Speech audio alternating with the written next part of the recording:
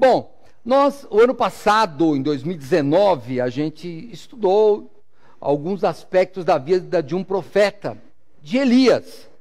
E na última vez que nós estudamos, foi onde narrava, a Bíblia narra, né, a história de um homem chamado Nabote, que queria ele tinha uma vinha, ele tinha uma plantação, Acabe queria isso, a sua esposa, Jezabel, arma uma cilada para esse homem que era o dono, mata esse homem, ela consegue fazer com que ele morra, o Nabote, e ele pega a vinha e dá para Acabe. Depois disso, ele é duramente repreendido pelo Senhor. Depois há um outro, Elias, ele sai dessa história, ele, pelo menos ali, neste final da vida de Acabe, Elias não aparece mais. Acabe entra numa guerra contra a Síria, onde ele está numa espécie de união, uma aliança com Jeosafá, que é o reino do sul. Lembra que Acabe é o rei de Israel, reino do norte. E tem o reino do sul, ou reino de Judá, que na época, nesse período, era por Jeosafá. Eles eram parentes, os filhos se casaram. Então eles tomam uma aliança, mas Acabe falece. E nós vamos ver como aconteceu este falecimento. Depois nós vamos entrar, continuando, no ressurgimento de Elias no cenário nacional de Israel. Vamos lá para o primeiro livro de Reis, capítulo 22.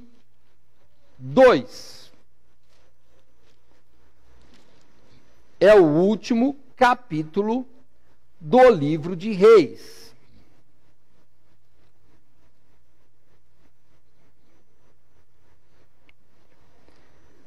É na guerra contra os sírios. Essa batalha chama-se Batalha de Cacar, ou Carcar, e é ali que o nosso rei aqui, que estávamos seguindo, né? Ele e Elias sempre estavam num embate, mas ele acaba falecendo, e nós vamos ver como foi esse falecimento. Segundo livro de Reis, capítulo 22, verso 29, diz assim: assim o rei de Israel, entenda-se Acabe, e Jeosafá, rei de Judá, subiram a Ramote de Gileade. E disse o rei de Israel a Jeosafá: eu me disfarçarei e entrarei na peleja. Tu, porém, veste as tuas roupas, as roupas reais. Disfarçou-se, pois, o rei de Israel e entrou na peleja. E o rei da Síria, que era a parte contrária, dera ordem aos capitães dos carros, que eram 32, dizendo: não pelejareis nem contra pequeno, nem contra grande, mas só contra o rei de Israel. Sucedeu que, vendo os capitães dos carros a Jeosafá, disseram eles: certamente este é o rei de Israel. E chegaram-se a ele para pelejar com ele. Porém, Jeosafá gritou. E sucedeu que, vendo os capitães dos carros, que não era o rei de Israel, deixaram de segui-lo. Então, um homem armou o arco e atirou a esmo, e feriu o rei de Israel por entre as fivelas e as couraças. Então ele disse ao carreteiro: dá a volta, tira-me do exército, porque estou gravemente ferido. E a peleja foi crescendo naquele dia, e o rei foi sustentado no carro defronte dos sírios. Porém ele morreu à tarde, e o sangue da ferida corria para o fundo do carro. E depois do sol posto, passou um pregão pelo exército, dizendo: cada um para a sua cidade, cada um para a sua terra. E morreu o rei, e o levaram a Samaria, e sepultaram o rei em Samaria.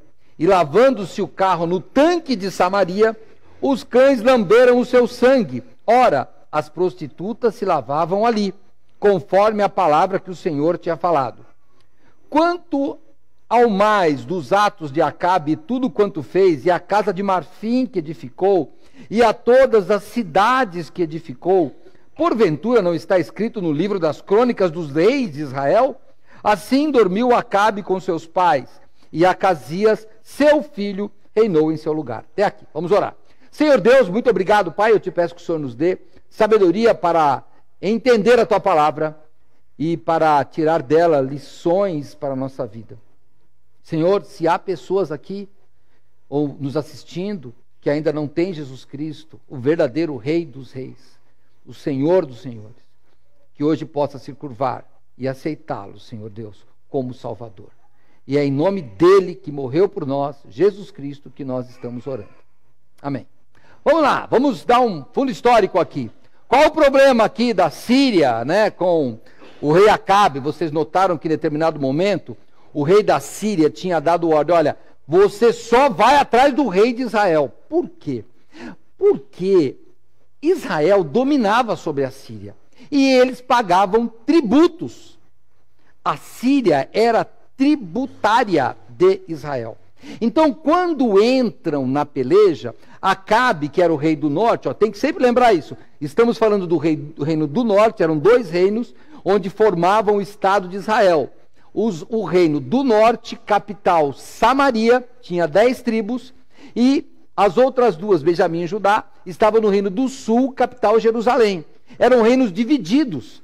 Eram um povo só, mas divididos. Com 2 reis diferentes, com 2 culturas diferentes. Eles estavam até tendo uma certa cultura diferente, sotaques diferentes, e eles eram uma guerra civil constante. Só que Jeosafá, o rei do sul, ele tinha sido um bom rei. E um rei que queria alianças políticas. A fronteira do sul, né, do reino do sul, a fronteira fazia, claro, com o reino do norte. E ele resolveu fortalecer isso. Como é que se fazia para fortalecer naquela época? Os filhos se casavam. Então, o filho de Josafá casa com a filha de Acabe. Eles se trocam, eles acabam se casando lá entre si, lá, e pronto, eles ficam parentes. Chega uma hora que o rei Acabe, o reino do norte, fala assim, olha, eu vou guerrear contra a Síria, você vai comigo? Ele fala assim, vou. E o que Acabe fez? Numa atitude, mas eu não consigo entender, mas parece que foi uma covardia mesmo. Ele fala para o rei, vai lá, você se veste de rei, e eu vou ser um soldado comum, fica tranquilo, vai você lá.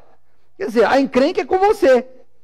Quando os sírios vêm para pegar o rei, eles percebem que não é o rei que eles estavam querendo. Era o reino do norte que eles queriam, era Acabe. E aquele era Josafá do sul. Eles deixaram de perseguir, deixa para lá. Só que daí um soldado atira uma flecha. Né? Vou brincar, aqui já no Rio de Janeiro, a gente vê aquelas balas perdidas. Essa aqui foi uma flecha perdida. E foi uma flecha perdida, ele jogou para cima. Sabe assim, se pegar, pegou. Acerta o rei. E olha onde ele acerta. Ele tinha uma couraça com fivela. A flecha entra entre a fivela e a couraça e mata o rei. E ele acaba ferido gravemente. O pessoal sem o seu rei foge. E o que acontece? Você vai ver um detalhe aqui. O detalhe aqui é que quando vão lavar o carro com o sangue do rei, os cães lambem. Irmão, o cão, o cachorro, naquela época de Israel, não era pet. Era tudo vira-lata. Cachorro era uma coisa que não tinha valor. Você vê que lá no Antigo Testamento dizia assim, não trarás dinheiro de cão para mim. Você vai ver lá isso, lá no Pentateuco. Por quê? Era um dinheiro desprezível. O cão não tinha valor. Não diz que vou dar banho no cachorro, não tinha isso. O cachorro, ele ficava lá pegando lixo. Então, o cachorro lamber o sangue de um rei era o menosprezo qualquer. Você nota que, principalmente para o povo de Israel, você vê pela Bíblia o respeito pelos mortos e pelo corpo do morto era muito grande. Não é como a gente hoje. Não é desse jeito que a gente trata hoje, né? Ontem faleceu a nossa irmã Joelita, foi sepultada, né? Faleceu na sexta-noite, foi sepultada ontem. Mas você nota que não era assim. Olha, o primeiro rei de Israel, Saul, ele morre pelos filisteus. Os filisteus, que são outros inimigos, eles matam Saul, cortam a cabeça. O que o pessoal faz? Os soldados vão no exército inimigo e tiram o corpo de lá para enterrar. Porque seria uma vergonha deixar o corpo de um rei exposto. E essa história, irmãos, é que nós não temos essa cultura. A gente não tem essa cultura. Mas, por exemplo, olha, na guerra de tribos indígenas, mesmo aqui no Brasil, a gente fala, tribo de canibal. Irmãos, uma tribo de canibal comum não queria me comer. Fica tranquilo, porque eles querem um guerreiro forte. Porque para eles, comer a carne do guerreiro pegava força. Os caras olhavam para mim e falavam, esse aí não tem força, não vou dar, não quero não. Ele quer um cara forte. Então, eles matavam os inimigos, os índios aqui do Brasil mesmo, para comer a carne, porque para eles, aquela carne traria o poder. Exceção feita aos goitacá lá no Rio de Janeiro. Aqueles comiam, porque comia todo mundo mesmo.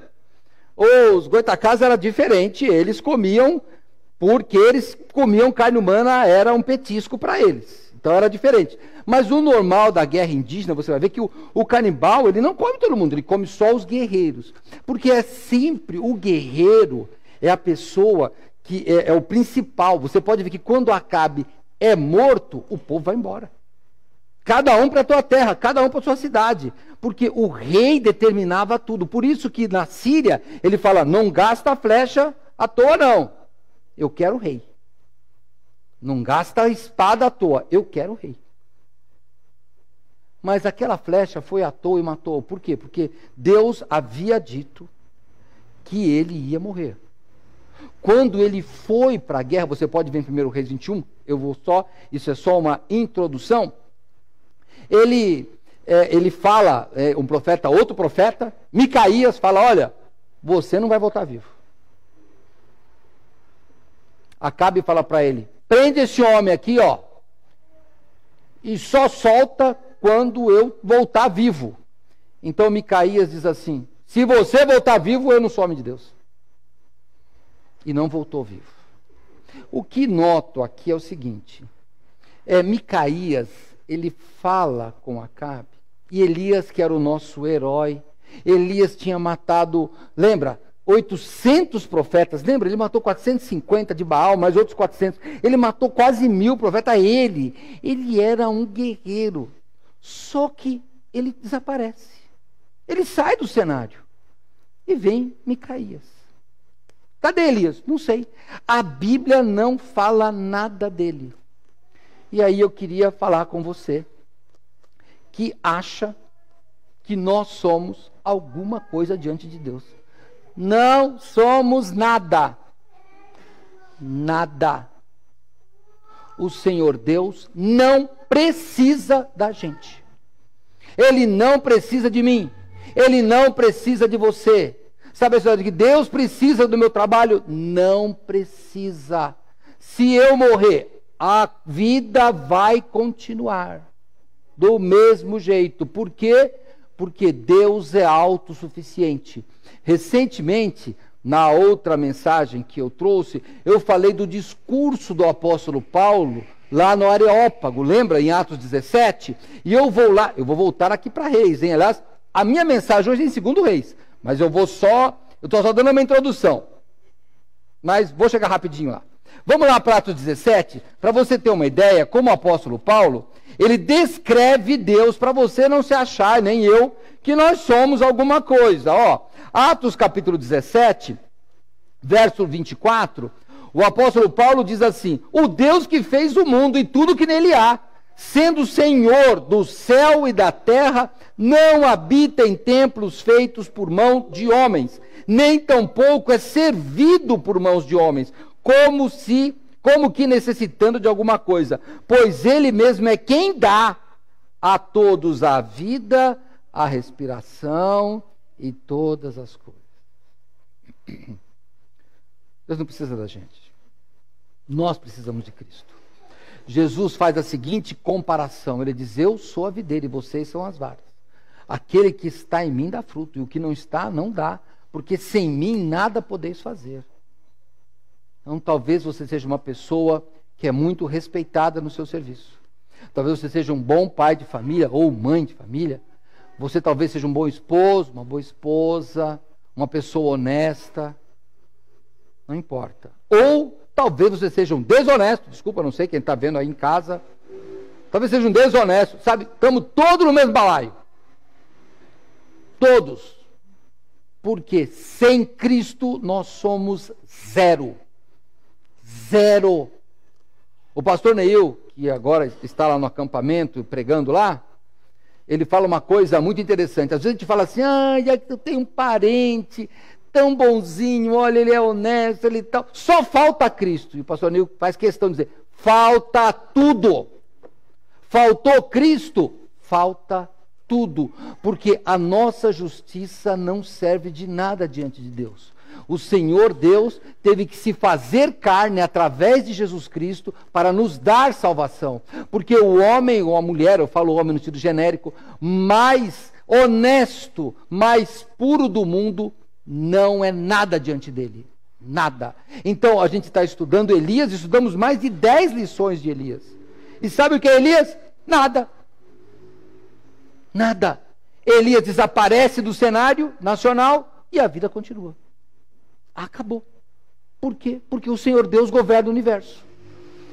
Irmãos, daqui a alguns anos, nós vamos estar mortos. E o mundo vai continuar. A gente diz assim, esse mundo está perdido. Irmãos, o mundo não está perdido. O Senhor Deus está controlando. O mundo vai acabar quando Deus falar fim. É assim que vai acontecer. Então, fique tranquilo. Quando você entrou aqui, aliás, se você não fez isso, faça. Eu já lhe digo, põe o seu celular no modo avião. Não adianta, você não vai resolver nada. Nada. Pastor, mas eu estou preocupado. Não adianta, não vai resolver nada. Porque o Senhor Deus é quem manda. Ele determina. Ele faz o milagre. A Bíblia diz que Ele faz a ferida e Ele cura. Então não se preocupe tanto. Faça a sua parte. Pronto. Então, estou lá. Elias está pregando, ele fala com Acabe, ele fala que Acabe, olha o que você fez, os cães vão lamber o sangue, a sua mulher vai ser comida pelos cães. É isso que ele fala. Quando morrer, só que daí desaparece. Olha, pastor, o nosso herói, eu até vou confessar para vocês, eu tinha preparado outra mensagem, daqui a pouco eu falei, peraí, isso aqui não é Elias. Eu preparei uma mensagem, vou pregar ainda outro dia, hein? Falei com a Mariana, falei, preparei, eu falei, não é essa, porque eu estou falando de Elias. Elias não aparece aqui. E sabe o que eu notei? Eu estava pregando sobre um herói que não é herói. Ele não é necessário. Sabe de uma coisa? Às vezes os casamentos não dão certo, porque o marido ou a mulher querem ser heróis. O Senhor Deus tem que ser herói. Inclusive no casamento. Sabe, às vezes o seu trabalho ou a sua vida não está dando certo. Sabe por quê? Porque você quer ser o herói. Deixa Deus ser o herói. Ele vai cuidar de tudo. Ele vai cuidar. Por que a gente se esforça tanto para fazer as coisas e tem gente que não faz nada e parece que dá certo? Porque quando você deixa as coisas na mão de Deus, Ele cuida e Ele resolve. Pense nisso. Você tem que se preocupar. Faz parte da nossa vida, claro. Mas não se desespere. Não fique ansioso. Não fica. O Senhor Deus sabe de tudo. Ele está controlando. Fez a sua parte? Então vá dormir. Pronto. Estou preocupado com meu filho que está viajando. Orou, então dorme. Às vezes eu falo uma pessoa que liga lá em casa, ela fala assim, estou tão preocupado. Já orou? Já. Então vai dormir. Ué, mas como? Eu falei, o senhor já não orou? O que o senhor quer fazer mais? Vai lá? Não vai. Ué, então dorme, vai dormir. E eu, a Mariana, minha esposa aí sabe que eu faço isso. Ela fala assim, eita, cadê o filho? Eu falei, não sei, mas eu já orei. E agora? Dormi. No outro dia eu vou saber o que aconteceu. Porque eu vou dormir, irmãos. Adianta eu ficar preocupado? Não adianta, irmãos. Não adianta. Deixa na mão de Deus. Nós temos a nossa preocupação por responsabilidade. Mas eu notei hoje, eu estou compartilhando para vocês, preparei uma mensagem que o esboço está guardado para uma outra, porque eu ia pregar sobre Elias, aí eu falei, sempre o título é Elias e alguma coisa, Elias. Eu terminei e falei, mas não tem título, porque Elias não está aqui. Eu pensei em colocar Elias o invisível, mas não era invisível. Ele era inexistente, ele sumiu. Aí você fala, cadê Elias? Vamos descobrir cadê Elias. Então, vamos lá, porque eu preciso de pregar hoje, né? Vamos embora. Vamos lá para este rei. Segundo livro de Reis, que é a mensagem de hoje. Agora, olha, cadê você que tem o relógio aí? Agora que você começa a contar, até agora não valia, hein? Não conta não, esse daí, o nosso jogo aqui não é futebol. O nosso aqui é basquete. Suspende o relógio, tudo isso aí parou o relógio. Agora você começa a contar. Então, a partir de agora, você põe o relógio para correr aí, hein? Dessa vez foi certinho, é isso daí, muito bem, amém. Verso 1 do segundo livro de Reis. Depois da morte de Acabe, Moabe se rebelou contra Israel. E caiu Acasias pelas grades de um quarto alto que tinha em Samaria. E adoeceu. E enviou mensageiros e disse-lhes, ide e perguntai a Baal-Zebude, Deus de Ecrom, se sararei desta doença. Acasias era filho de Acabe. Quem era? Lembra que eu falei? Acabe, esposo de Jezabel. Acabe, quando falava com Elias, o nosso herói aqui, né, na nossa brincadeira, que é, na verdade, o herói, o protagonista da nossa história, ele chamava, você chegou inimigo. Ele chamava o homem de inimigo. Jezabel, quando Elias mata os profetas, que os meus deuses me fazem o mesmo, e outro tanto se eu não te matar hoje. Lembra? Ele era odiado. Estes eram os pais de Acasias. Eram pais idólatras, e eram pais ricos, porque se você pegar Acabe, historicamente, foi um rei rico e trouxe progresso para a nação. Ele tinha uma casa de marfim, eles importavam elefantes e faziam de marfim, e a arqueologia prova vários objetos feitos de marfim entalhado. Ele era muito chique, porque ele tinha dinheiro, só que ele era um idólatra. Você quer ver como é que é Acasias? Volta para o 1 Reis, volta lá, só mais um, 22. Volta para 22. É só virar uma folha na sua Bíblia, ou se está no celular, aí volta. 1 Reis 22, 52. E Acasias, é o nosso rei que vamos estudar hoje, filho de Acabe, começou a reinar sobre Israel em Samaria, reino do norte, na capital, no ano 17 de Jeosafá, rei do sul, rei de Judá, e reinou só 2 anos sobre Israel. E fez o que era mal aos olhos do Senhor. Por quê? Porque andou no caminho de seu pai, Acabe, como também no caminho de sua mãe, Jezabel, e no caminho de Jeroboão, filho de Nebate, o primeiro reino do norte, que foi idólatra, que fez pecar a Israel, e serviu a Baal, e adorou-o, e provocou a ira do Senhor, Deus de Israel, conforme tudo quanto fizera seu pai. Então, pensa bem, ele foi educado num lar idólatra, num lar que só corria atrás do dinheiro, num lar que estava acostumado a consultar profetas falsos. Era isso. O pai dele tinha morrido por consultar profetas falsos. Eu não vou entrar, é a minha mensagem que está guardada lá na guerra. Essa guerra que Acabe se une com Josafá.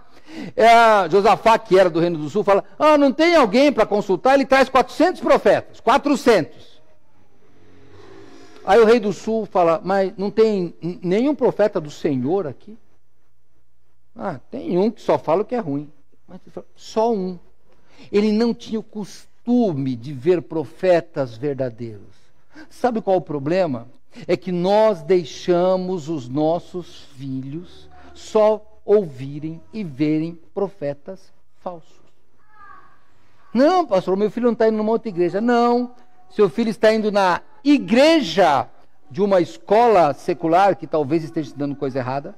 Você está deixando o seu filho assistir programas de uma igreja chamada televisão, que talvez esteja influenciando. O YouTube, a internet é ótima, irmãos, ou é terrível, depende do que você assiste. A internet em si não é pecado, mas depende do programa que você assiste, é horrível. Então você tem que pensar qual o ambiente que você está dando para os seus filhos. Qual é o ambiente? Irmãos, pegue aí estatísticas. Crianças que vivem num lar onde os pais só gritam são crianças com mais dificuldade de assimilação. Irmãos, os filhos, eles não respondem pelos pecados dos pais. Mas os pais, eles têm a responsabilidade de criar um bom ambiente para os filhos. Eles têm essa responsabilidade. Puxa vida, como é que você quer? Imagina, olha, o marido lá, sei lá, vamos pôr o marido. O marido vive batendo na mulher. E a criança vendo, a menina vendo. Quando ela cresce, ela quer casar? Ela não quer. Porque quem é homem para ela? É o cara que bate. Aí ela não quer. Ela não quer. O marido, veja bem, o menino só vê a mulher gritar, Quando ele não quero casar. Por quê? Porque mulher é aquele ser que só grita. Pensa bem. Acasias foi criado num lar onde o pai dele só pensava nos negócios, odiava as coisas de Deus, odiava. E a mãe era uma pessoa, ó como é que a mãe era. Lembra da história? O pai queria, eu queria comprar o terreno do vizinho, ele não quer me vender. Ela pode deixar comigo, mata o vizinho. Ela resolveu, matou o vizinho e falou, agora pega para você o terreno. Essa era a mãe dele. Vê a história. A mãe dele, ele cresce assim.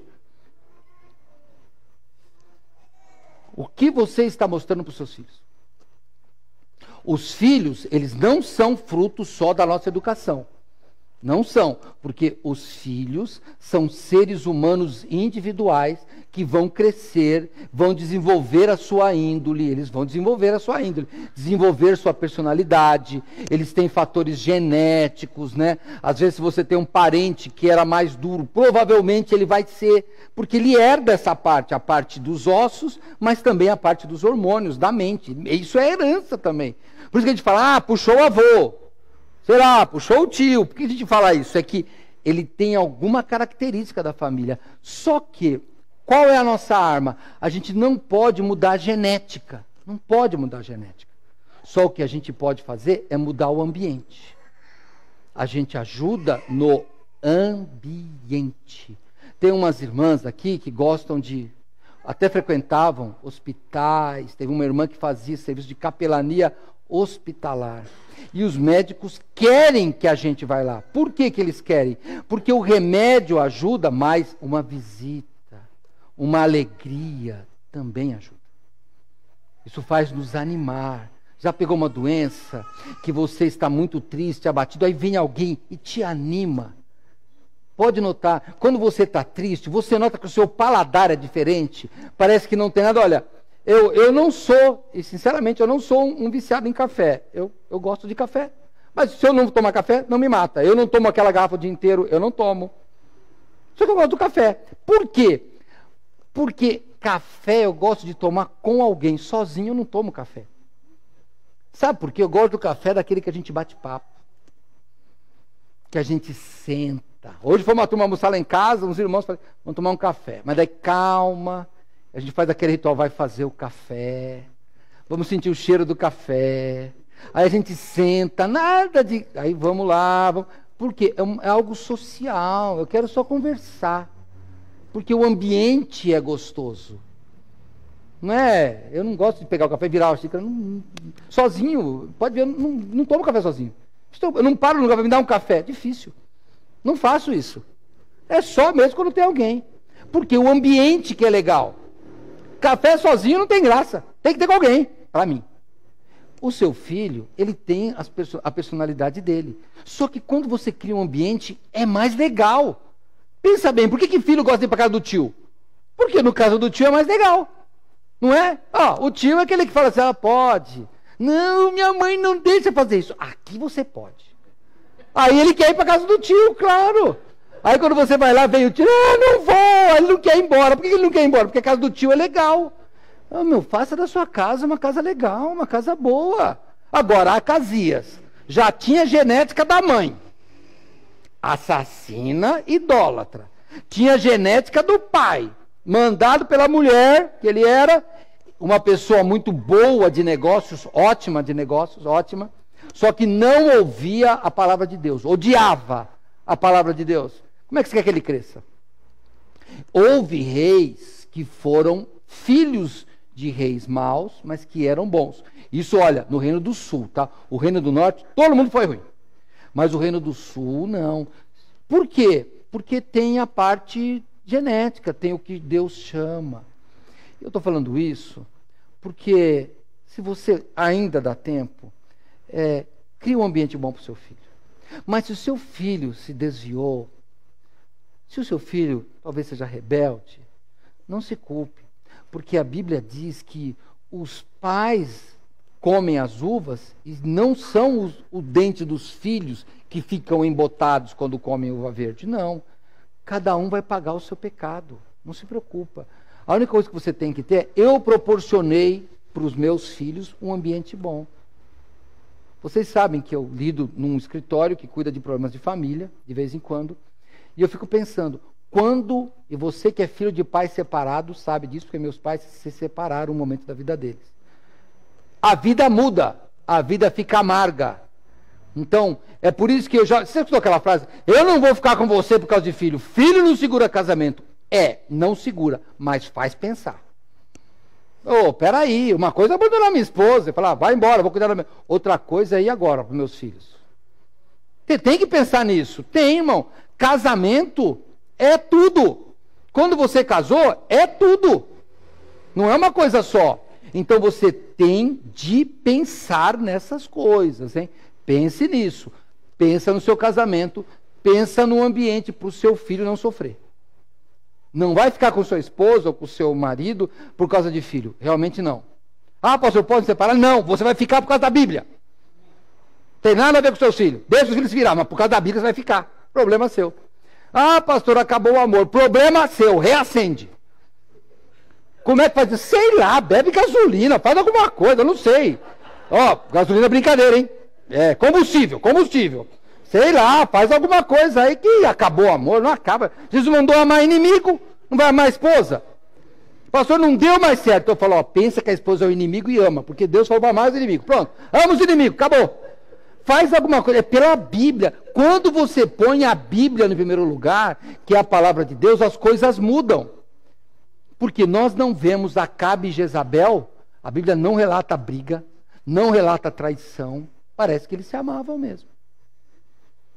Só que sem Deus, os dois sofreram.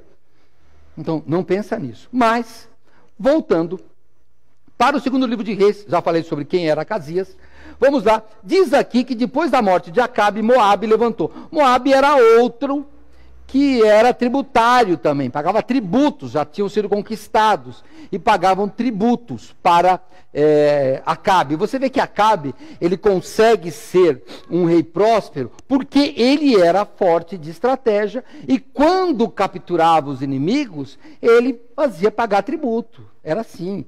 Quando nós vimos o colonialismo, o Brasil pagava a Portugal, irmãos, era assim que funcionava. Era assim mesmo. O mais forte vinha e falava, eu quero ouro, e acabou, e vai dar ouro. Pronto. É assim que vai funcionar. Sempre foi assim.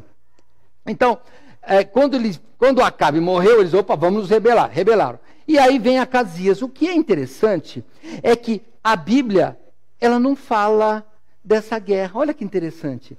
Você vai pegar e vai falar, e depois da morte, olha, 2 Reis capítulo 1, verso 1, depois da morte de Acabe, Moabe, são os moabistas, se rebelou contra Israel. Só. E daí ele fala que o homem caiu da janela.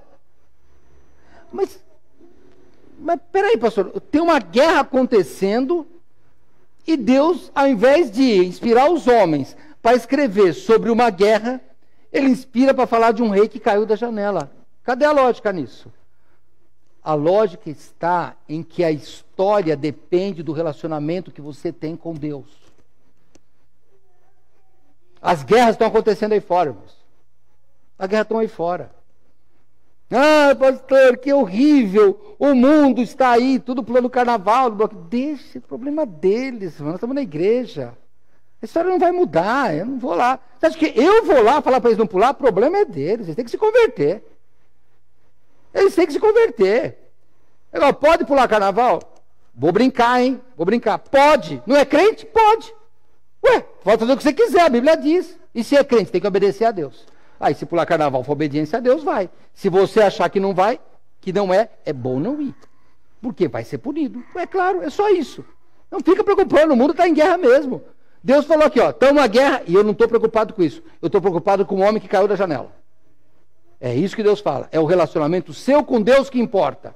Então, vamos ver no verso 2. E caiu Acasias, esse rei ruim, pelas grades de um quarto alto do seu castelo, que tinha em Samaria, e adoeceu. E enviou mensageiros e disse, ide e perguntar a Baal-Zebude, Deus de Ecrom, se sararei desta doença.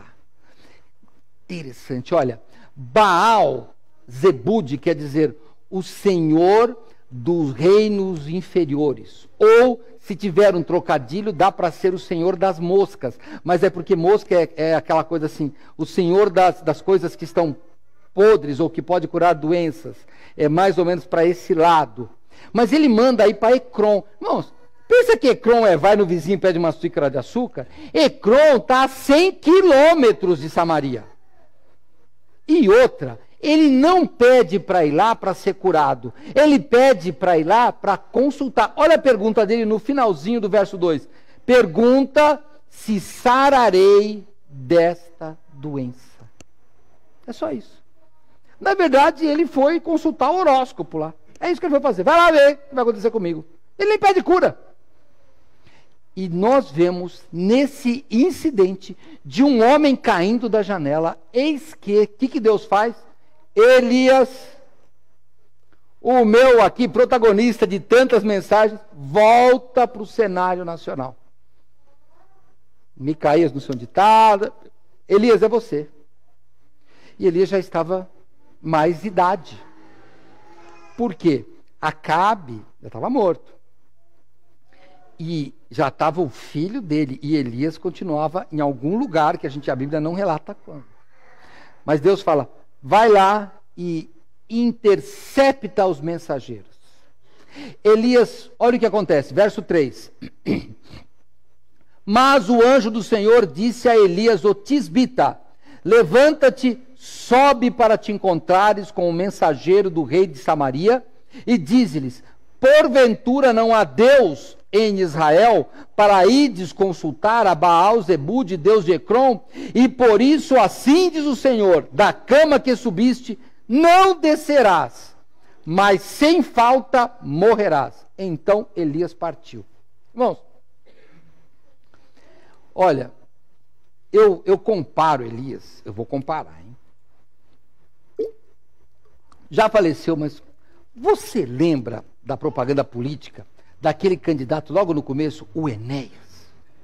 Você lembra? A gente estava escutando a propaganda, aí ele via assim, vou botar meu nome é Enéas. Aí sumia, a gente sabia o que era.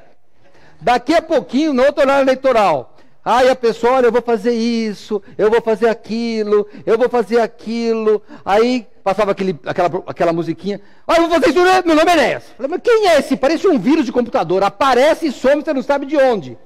Me parece que Elias era um tataravô de Enéas, porque ele aparecia, falava e sumia. Irmãos, vocês lembram quando faltou água? Ele falou, olha, não vai chover por 3 anos, e o homem sumiu. Você nota que Acabe procurou ele, olha, eu estou falando isso, você que está aí novo, que não está visitando a gente aí, nós temos, acho que tem no site, nessas mensagens todas aí, eu acho. Se não tiver, fala com o Celso que tem todas, mas acho que tem, no nosso Facebook ela tem todas. Porque a gente fez uma série de Elias. Então, as coisas que eu estou falando aqui, nós já estudamos. Ele falou, eu não vai chover por 3 anos e meio. E ele some, e o rei manda procurar em tudo quanto é lugar e não aparece. O homem era o Enéas, não desaparece, aparece quando ele quer. Aqui do mesmo jeito, vem Elias e fala, olha, fala isso, e desaparece. Ninguém sabe onde está. Aliás, né, na próxima mensagem nós vamos ver que ele desaparece mesmo. Tem um dia que ele desaparece. Nem a morte consegue pegar esse homem. Esse é rápido. O Enéas morreu, mas ele não deixaram ele morrer, porque ele é muito rápido. Ele aparece e some, como a morte chegou, já tinha ido. Mas isso é para uma história, para uma outra mensagem. Eu vou continuar lá. Vamos lá. Por que Deus manda interromper isso? Porque, irmãos, Israel, mesmo sendo um reino rebelde, ainda era do povo de Israel que Deus escolheu. Eram descendentes de Abraão. O irmão Davi, enquanto estava aqui falando sobre os filhos, ele disse: Deus não desiste dos filhos. Tem uma coisa: Deus não desiste, mas Deus não aceita concorrência. Não existe concorrência. Porque Ele sabe que Ele é o único. O Deus que você deve adorar, o Deus da Bíblia, é o Deus que fez o ser humano. Os outros deuses são os deuses que o ser humano fez. Então, essa é a diferença. Quando você vai em Isaías, eu vou um pouquinho para frente aqui, que é um profeta já do Reino do Sul. Mas eu vou lá com vocês em Isaías capítulo 42, vai um pouquinho para frente, mas eu volto aqui, tá?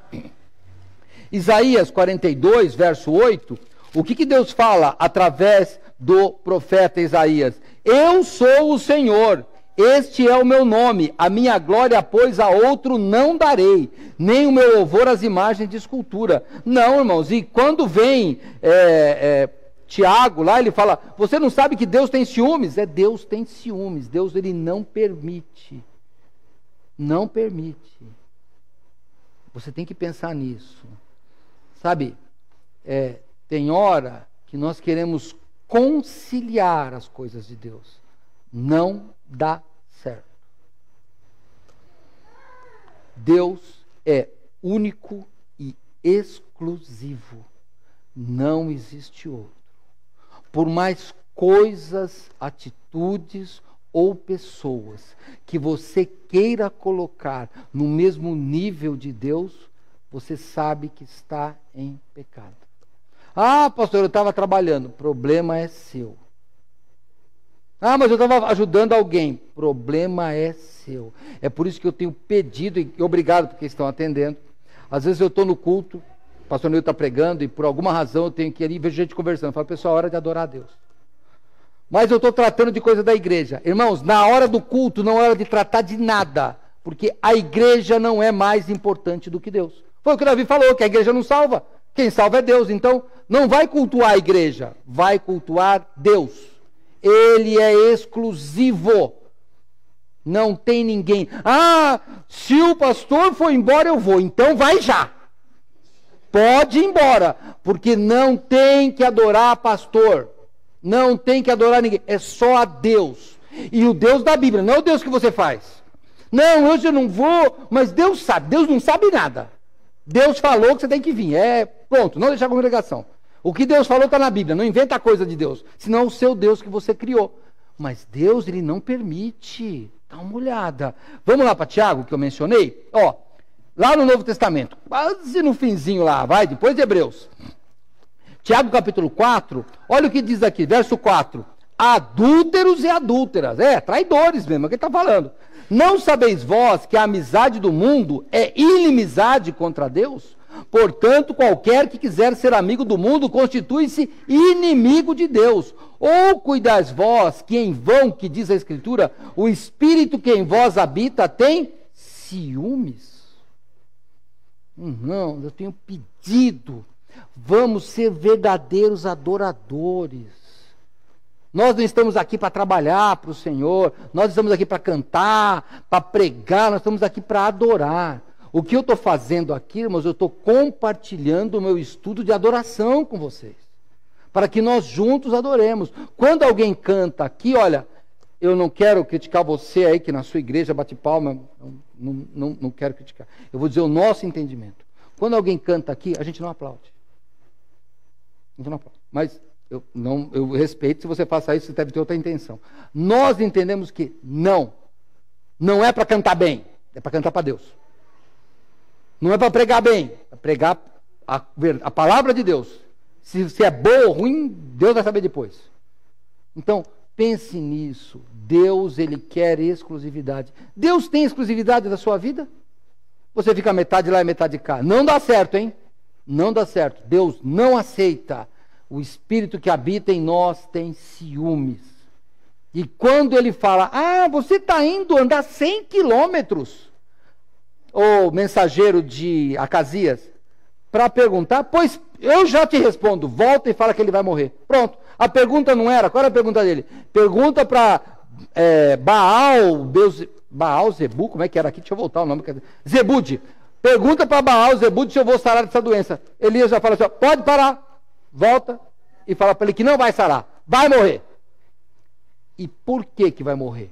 Não pela doença em si, porque ele tinha um Deus que podia curar e ele não quis. Será que você pode servir um Deus que pode te dar salvação e você não quer? Não, se você não quer, paciência. Caia da janela. Não caia da janela não, estou brincando. Vai para esse Deus que pode curar. Ele pode curar a alma. Ele mandou o seu filho para que através das feridas dele nós fôssemos sarados. Às vezes nós fazemos igual a Acasias. A gente fica confiando em uma série de coisas que não em Deus. É o Senhor Deus que vai nos dar o conserto da nossa vida. É o Senhor Deus que vai arrumar o nosso casamento, que vai arrumar o nosso emprego, que vai arrumar a nossa vida. Não vai com outra coisa, não funciona. É só Deus que funciona. E quando a gente põe alguma coisa para disputar com Deus, Ele fala, então acabou, não deixo mais. É desse jeito que Ele age. Vamos voltar para o texto do segundo livro de Reis? Verso 5. Capítulo 1, verso 5 do livro de Reis. E os mensageiros voltaram para ele, para Acasias. E ele lhes disse, que há que voltaste? Vou pensar aqui. Se vocês têm que andar 100 quilômetros para ir, 100 quilômetros para voltar, vocês não foram lá, aconteceu alguma coisa. E daí eles dizem o seguinte, verso 6. E eles lhe disseram, os mensageiros narrando ao rei, um homem saiu ao nosso encontro e nos disse, ide, voltai para o rei que vos mandou e dizei-lhe, assim diz o Senhor, porventura não há Deus em Israel para que mandes consultar a Baal Zebude, Deus de Ecrom? Portanto, da cama a que subiste, não descerás, mas sem falta morrerás.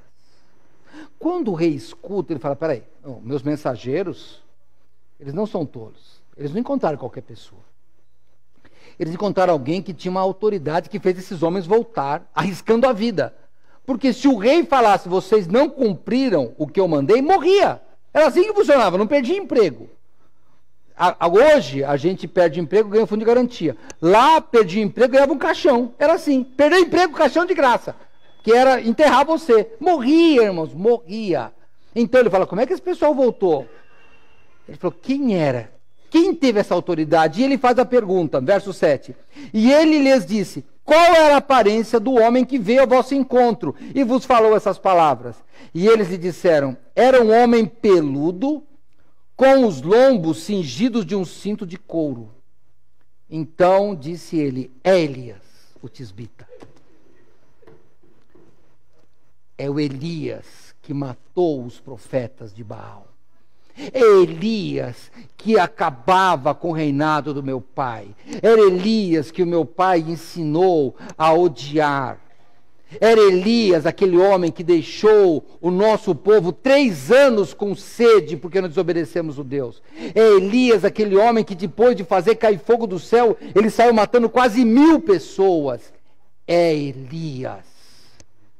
E daí não tinha o que fazer, porque ele viu que aquele homem era uma pessoa diferente. E ele sabia que não era a roupa que fazia ele diferente. Não era o cinto amarrado que fazia ele diferente. Não eram os cabelos, o pelo dele que fazia diferente. Era a autoridade que Deus dava para ele. E aí eu quero perguntar para você, marido e esposa, como que Deus te reconhece? Como que o seu marido ou sua esposa te reconhece? É pelo caráter? É pela autoridade que você não está falando mentira? Sabe aqui quem pode me julgar? Minha esposa. Algumas pessoas que trabalham ou trabalharam comigo, eles podem saber se é verdade ou não. Vão na minha casa. Aí eles vão lá. Então pergunta para eles se é verdade. Tem que perguntar. Porque Deus sabe qual é a sua autoridade. Então me fala, quando alguém fala o seu nome, como é que ele fala? Aquele cara lá é café com leite, o que ele fala não tem razão. Ou, aquele cara é crente, hein? Aquela mulher é crente. É bom se ouvir. É bom se ouvir, porque a gente nunca viu nada de errado na vida dele, na vida dela. É uma pessoa que está fazendo tudo certinho. Então, tem gente que a gente acredita, não tem? Tem pessoas que a gente fala assim, olha, tal pessoa falou para você se jogar do abismo. Você fala, não falou, ele não ia falar isso. Ele não ia falar isso, não. Agora tem uns que falam, peraí, eu quero escutar. Ele falou mesmo, eu vou lá perguntar para ele, porque o negócio ficou feio aqui. Porque tem pessoas que têm autoridade. Então, qual é a autoridade? E você vai fazer um grande teste, você que tem filhos pequenos. Pergunta para os seus filhos. Você tem autoridade? Pergunta para eles. O que eles vão dizer? Mãe, que é isso? Você mente, mãe. Você fala mal da vovó. Você fala mal da sua amiga. Você dá um beijo nela e depois você fala mal dela. Perde a autoridade ou não perde? Claro que perde. Elias não.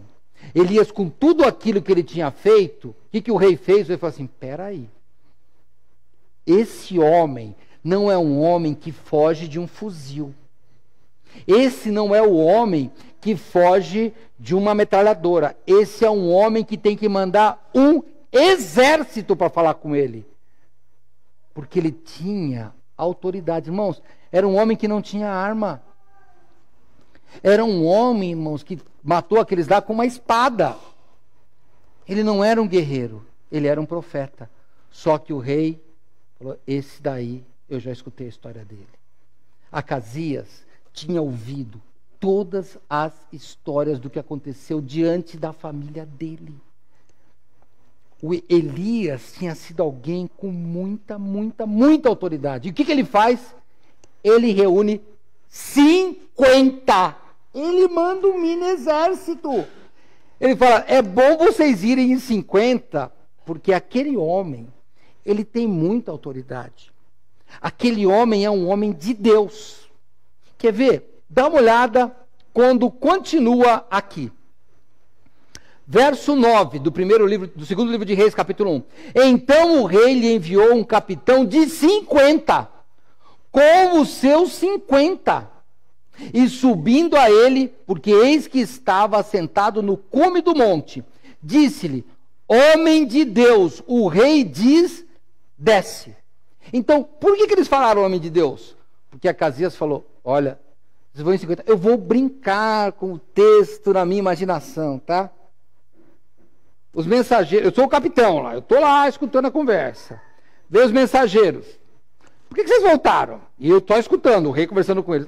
Porque veio um homem que falou isso. Como é que ele era? Um homem peludo com o cinto amarrado de couro. Eu falei, mas esse daí o rei está mandando 50? 50 para esse cara aqui, eu vou sozinho. Eu estou brincando, isso não está na Bíblia, eu estou imaginando. Aí o rei fala, vai com 50. Ele, não, rei, que é isso? Eu trago esse homem pela orelha. Se ele tem pelo, trago pelos cabelos. O meu não dava para trazer, mas o dele dá. Porque o homem tinha cabelo. Aí ele pega e fala assim, não vai. Ele fala, leva os 50 que é melhor. Eu estou brincando com o texto, mas pode ter acontecido. O capitão chega lá e fala, você é homem de Deus? Pode descer. Elias está lá na dele, eu estou brincando, palitando os dentes, hein? Aí, bem daquele caipira mineirinho, cadê os mineirinhos? Bem com aquele fiapinho assim. Elias disse ao capitão, se eu sou, pois, homem de Deus, desça fogo do céu, consuma a ti e aos teus 50. Então desceu o fogo do céu e consumiu ele os 50. Irmãos, daí desce o fogo e queima todo mundo. Você já imaginou? Irmãos, queimou na hora. A notícia chega para o rei. Eu não sei se as cinzas voaram, mas alguém falou para ele. Ele fala assim, aquele capitão não foi? Vou brincar, hein? Tenente, vem cá. Vamos lá, vai agora você lá. Aí, verso 11. tornou o rei a enviar-lhe outro capitão de 50, com os seus 50, e ele foi lá e ele respondeu dizendo, este homem já disse assim, eu vou brincar de novo com o texto, hein? O primeiro capitão, faltou punho firme, deixa comigo. Eu vou lá. Que fogo do céu, isso é história para boi dormir. Eu vou lá trazer esse homem lá. Estou brincando, mas eu acho que pode ter acontecido. Ele chega lá e fala assim, ô homem de Deus, desce e depressa, porque o rei está com pressa. O segundo, ele é mais ousado que o primeiro. O primeiro fala desce, o segundo fala desce e depressa, hein? Que eu estou com pressa.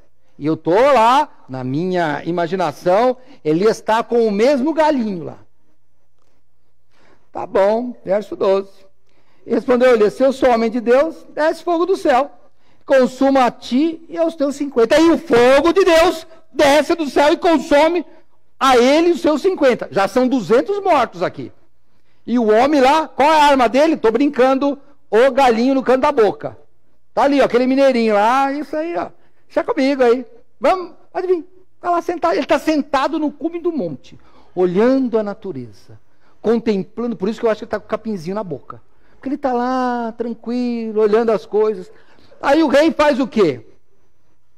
Verso 13. E tornou a enviar um terceiro capitão, de 50 com os seus 50, hein? Então, subiu o terceiro capitão de 50. E chegando, esse aí falou, peraí, esse negócio está feio. Vocês ficam brincando que vai trazer o homem à força, mas esse homem aí é um incendiário. O negócio queima aqui, o corpo de bombeiro nosso não tem como apagar. Ele já chega de... Eu imagino esse homem chegando, porque aqui diz o seguinte, ó. E chegando, pôs-se de joelho. Eu imagino que esse homem fala assim, olha, oi Elias, oi homem de Deus, oi homem de Deus, oi homem de Deus, olha, estou de joelho, homem de Deus, tudo bem? Oi homem de Deus, o senhor está bem aí? Esse capim tá bom na tua boca aí? Tá gostosinho? Olha, estou aqui. Aí ele fala só, tem misericórdia. Tem misericórdia, olha para mim. Eu só estou cumprindo ordens. Porque ele fala assim, olha como esse terceiro fala, irmão. E, verso 13, e tornou a enviar um terceiro capitão de 50 com os seus 50. Então subiu o terceiro capitão de 50 e chegando, pôs-se de joelhos diante de Elias e suplicou-lhe. Sabe o que é suplicar? É pedir encarecidamente, pedir com rogo, dizendo, homem de Deus, seja, eu te peço, preciosa aos teus olhos, a minha vida e a vida desses 50.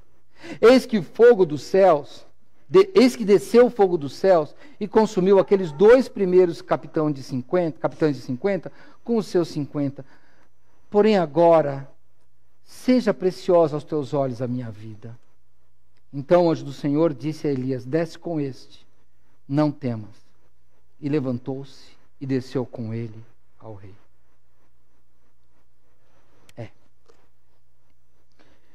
Você, eu sei, eu não vou falar o nome dela porque está aqui, mas tem uma pessoa que estuda administração aqui.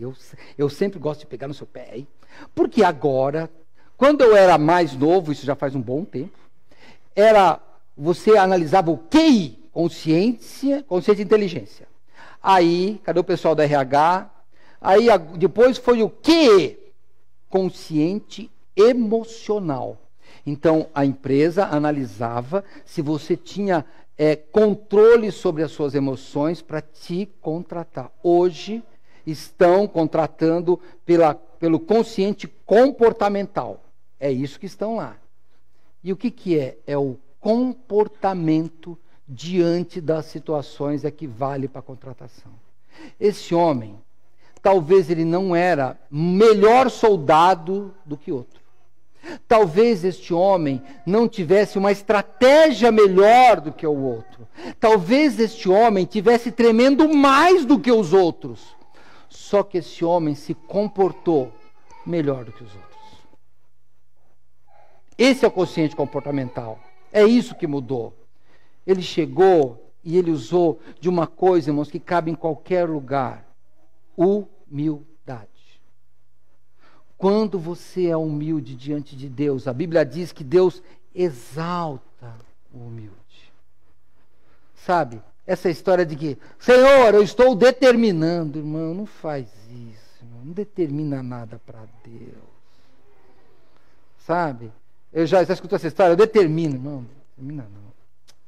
Está diante de um Deus que o sopro da boca dele vai acabar com o anjo mais forte que existe, que é Satanás. Imagina nós, irmão.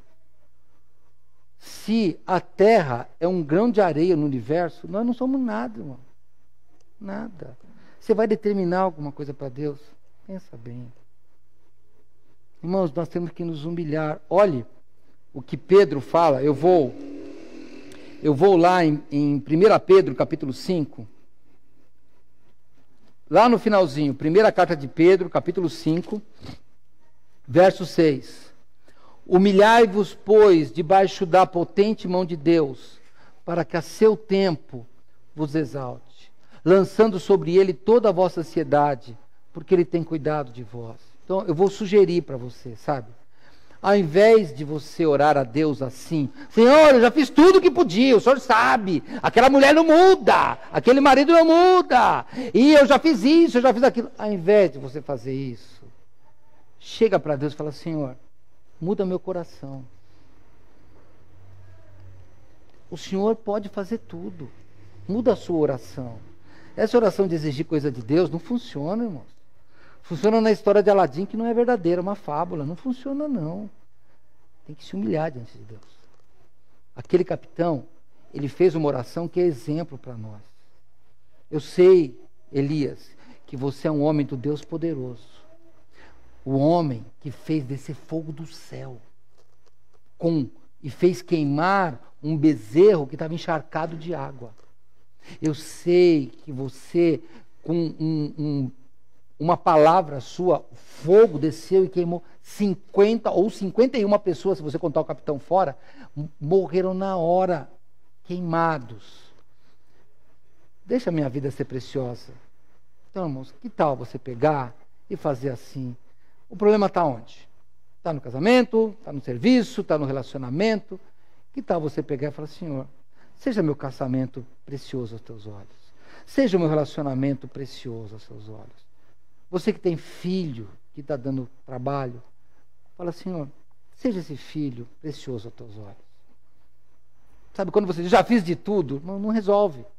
Não resolve. Porque Cristo falou que Ele que faz. Então você fala, Senhor, seja precioso. Tem dó desse menino, que é o seu filho, estou brincando. Sabe? Tem dó dessa pessoa, Senhor, tem compaixão. Essa é a oração. Sabe, uma oração de humildade diante do Senhor. Sabe, a gente planta as coisas e colhe. O primeiro plantou determinação, desce. O segundo plantou soberba, desce depressa, morreu. O terceiro plantou humildade, alcançou misericórdia. Quando você planta humildade, você colhe misericórdia. Um dia, Jesus Cristo morreu. E o que é que nós temos que fazer? Nós temos que falar, Senhor, eu não sou nada.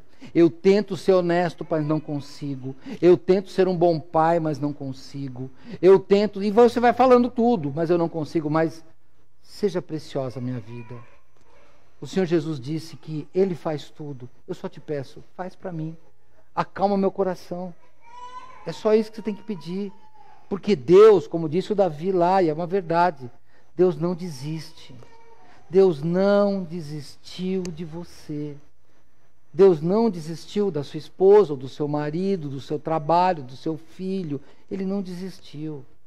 Continua se humilhando diante de Deus. Porque aqui diz que quando a gente se humilha diante de Deus, Ele muda a nossa vida. Sabe, o versículo, eu vou pegar de novo o versículo que foi falado aqui pelo Davi, João 3,16. Mas pegar um versículo só é muito difícil. Eu vou encerrar essa parte para eu ir para o outro. Bom, eu vou continuar.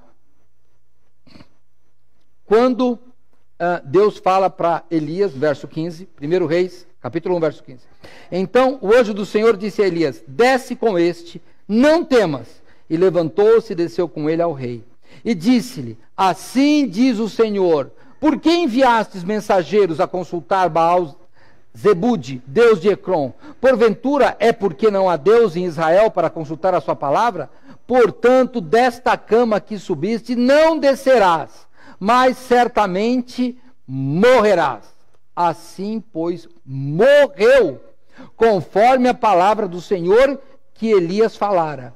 E Jorão começou a reinar no seu lugar, no 2º ano de Jorão, filho de Josafá, rei de Judá, porquanto não tinha filho. O seu irmão assume o reinado, porque ele não tinha filho. Enfim, ele morre, conforme a palavra do Senhor. Nós que estamos acompanhando aqui a vida de Elias, todas as vezes que ele fala, assim diz o Senhor, o pessoal sai de baixo, porque vai explodir. Quando ele fala, assim diz o Senhor, olha, põe fogo aqui nesse negócio, não, você vai pegar um boi, mata aqui, joga água, faz assim um reguinho, um riozinho em volta, joga água, e ele fala, Senhor, conforme a tua palavra eu estou fazendo, queima. Deus queima e o fogo some até a água. Por quê, irmãos? Porque a palavra de Deus será cumprida. E na palavra que foi falada, e agora nós terminamos a vida de Acasias, com o relacionamento dele com Elias. Nós vamos depois, nossa última mensagem provavelmente, que vai ser Elias terminando a história dele aqui na terra. Nós vamos para João capítulo 3, pode sair lá de 1 Reis, eu vou terminar lá em João capítulo 3, analisando um texto com você. João, Evangelho segundo João, capítulo 3. Jesus está falando com Nicodemos, um homem que conhecia o Antigo Testamento. Um homem que era um estudioso do Antigo Testamento. Um homem que sabia a história de Elias. Quando esse homem, chamado Nicodemos, no capítulo 3, diz assim a Bíblia. Capítulo 3, verso 1. E havia entre os fariseus um homem chamado Nicodemos, príncipe ou principal dos judeus. E foi ter de noite com Jesus e disse, Rabi, que quer dizer mestre, bem sabemos que é mestre, que é um mestre verdadeiro, vindo de Deus. Olha o homem de Deus aqui. Porque ninguém pode fazer estes sinais que tu fazes se Deus não for com ele. E a Bíblia não diz, e eu vou colocar pensamentos na cabeça de Nicodemos. Está aqui ou não? Nicodemos. Eu estou lembrando de Elias. O sinal que o Senhor faz é só um homem de Deus para fazer. Ele fala, não, é diferente. Assim como aquele Acasias lá atrás. Como é que era o homem? Era um homem peludo, amarrado, o cinto dele estava amarrado, o cinto de couro. Elias, eu já sei que é. Quando Nicodemos olha para Jesus, sabe o que ele fala? Esse é o Messias. Esse é o que eu estou esperando. Esse é o que eu estudo na sinagoga. Esse é o que o meu povo está esperando. Esse é o mestre dos mestres. Esse é o que vai me salvar. E aí, quando Jesus conversa com ele, você vai lá no capítulo 14. Versículo 14, hein? Capítulo 3, verso 14 de João. E Jesus fala, e como Moisés levantou a serpente no deserto, assim importa que o Filho do Homem, Jesus, seja levantado, para que todo aquele que nele crê não pereça, mas tenha vida eterna. Porque Deus amou o mundo de tal maneira que deu o seu Filho unigênito, para que todo aquele que nele crê não pereça, mas tenha vida eterna. Então, se a palavra de Deus não volta vazia, se você crê, você tem a vida eterna. Não é soberba, não é arrogância, é crença e fé na palavra de Deus. Quem crê tem a vida eterna. Pastor, então tá bom, vou embora. Espera aí, continua o texto.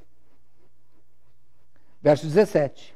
Porque Deus enviou o seu Filho ao mundo, não para que condenasse ao mundo, mas para que o mundo fosse salvo por ele. Quem crê nele não é condenado. Mas quem não crê já está condenado.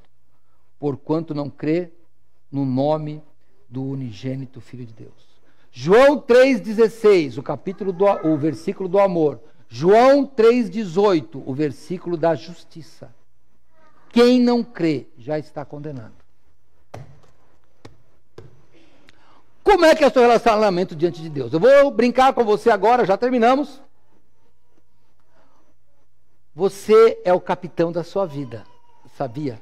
Se você tem uma família, talvez não tenha 50, mas você tem mais pessoas que dependem de você. Como é que você vai diante de Deus? Você vai desobedecendo Ele? Ah, o fogo do céu caindo. Ou você vai em humildade? Quem crê não é condenado. Humilhai-vos debaixo da potente mão de Deus, para que seu tempo vos exalte. Pensa nisso. Mas quem não crê, já está condenado. Primeiro, capitão, você é? O destino não foi bom. O segundo, capitão, você é? O destino não foi bom. Mas se você é o terceiro, se você se ajoelhar e clamar diante de Deus por misericórdia, Deus vai te dar misericórdia. A sua vida é preciosa diante de Deus. A Bíblia diz que um coração contrito, Deus não despreza. Se você tem pecado no seu coração, se você tem algo que está desobedecendo a Deus, eu vou pedir que você agora entregue isso para Deus. Talvez você não esteja controlando isso. Nossa vida é assim. Talvez tem coisa que não dá para controlar. Então, pede para Deus. Sabe, eu vou sugerir de novo uma oração para você. Fala, Senhor, olha, eu não estou conseguindo controlar. E o Senhor falou que sem o seu Filho Jesus eu não podia fazer nada. Então, controla para mim. Controla. Eu não consigo controlar. Essa tentação tem sido muito.